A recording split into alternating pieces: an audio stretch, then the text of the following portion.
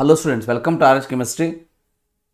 So sports eligibility list Kcet ವಿದ್ಯಾರ್ಥಿಗಳಿಗೆ ಇನ್ನೂ ಕೂಡ ಬಿಟ್ಟಿಲ್ಲ ಅಂತ ಹೇಳಿ ಬಹಳ ಜನ ವಿದ್ಯಾರ್ಥಿಗಳು ಕೇಳ್ತಾ ಇದ್ರು.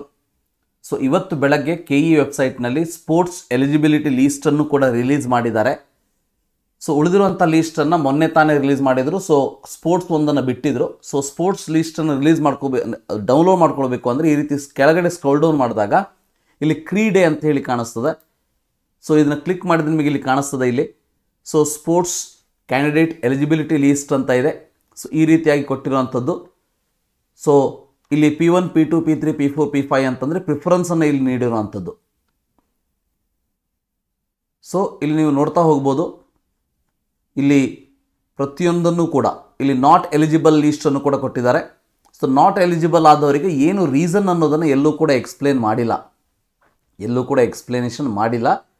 ಬಟ್ ನೀವು ನಿಮ್ಮ ಲೀಸ್ಟನ್ನು ನಿಮ್ಮ ಹೆಸರಲ್ಲಿ ಈ ಒಂದು ಲೀಸ್ಟಲ್ಲಿ ನಿಮ್ಮ ಹೆಸರು ಇದೆಯೋ ಇಲ್ಲೋ ಅಂಥೇಳಿ ಚೆಕ್ ಮಾಡ್ಕೊಳ್ಳಿ.